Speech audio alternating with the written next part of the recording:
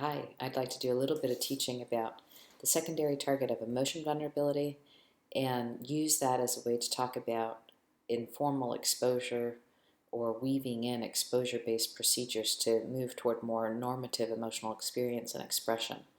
So here's how I'm just going to try modeling it and moving back and forth between modeling how I do it with a patient and then doing a little bit of teaching. So here's how I might approach it. I might say to my person, just as we get started, hey, I've been thinking about you.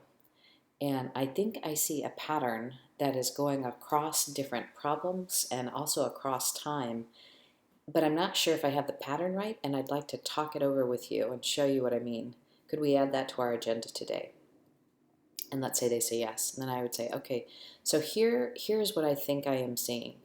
And I just want to see if I'm getting it. And then I also want to see if there's a way for you to help me change it so that it's actually accurate, because I think this is a super important link. So in what ends up getting you into kind of the worst troubles that you have. So let me see if this makes sense to you. What I think is happening is, sometimes when you say, there's a certain way you say it, I'll always be this way. Do you know what I'm talking about? It's this certain type of voice tone, and I've pointed it out to you before when it's happening, but it happened last session. And then it seems to me it goes in one of two. I would check that they know what I'm talking about. Okay, so then I'd go back into. It seems to me it goes in one of two ways. When I'm not sure what all triggers this, I want to come back to that, but it seems like when you have that feeling or whatever it is that makes you say this, either what happens next is you get furious, like just 0 to 60, and you say really strong, you don't get it, or some version of you expect too much, or you kind of fall into this despair that is just exquisitely lonely. It's almost unbearable how alone you feel. And what I think that this is, I think what somehow happens is there's a way where when you say this, I'll always be this way, it's what I would call it's almost like you make contact with how hard it is to be a person who is exquisitely vulnerable. Somebody who time after time, despite your best efforts, your emotions are too intense, or the way you express yourself is too intense, or despite your best efforts is like a nightmare. You can't get it to go different, and so you've lost all this stuff, and nobody ever gets it, and everybody expects it to, like that. It's like this. I would say this is the words that go with the actual the experience of emotion vulnerability.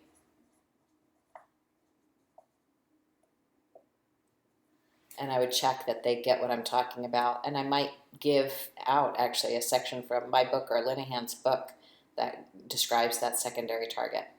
And I would just say this type of experience is super common among people who have had the type of physiology that you've had, where you're just exquisitely sensitive, like you feel things more.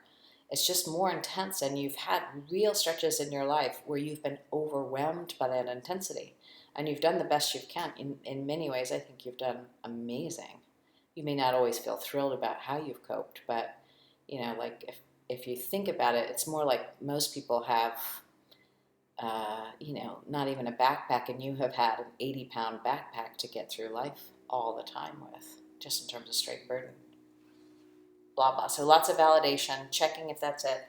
Then I would say what I'd like to propose is what I have a sense is that this gets triggered. I don't know by what. I think sometimes it's invalidation.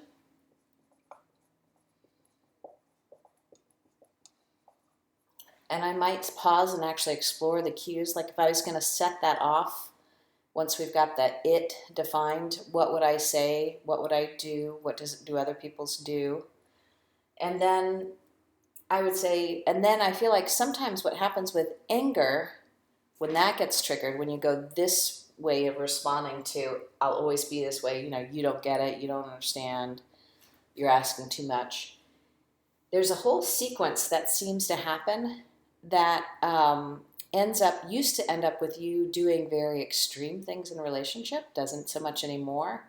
But I'd like us to track and use a piece of paper just to see if you had the cue and then you did all of the links and then the ways that you respond, just so almost like a journal, so that we can see how does this pattern go, because sometimes it goes into anger, but sometimes it goes more into despair and aloneness, and sometimes you do both, like you go anger and then down to, do you know? So I'm not positive exactly, but I'd like to get all of the thoughts and feelings, because this pattern, even though you're not doing your old behaviors like suicide and self-harm anymore, I feel like there's more subtle ways that are still keeping you miserable that are happening.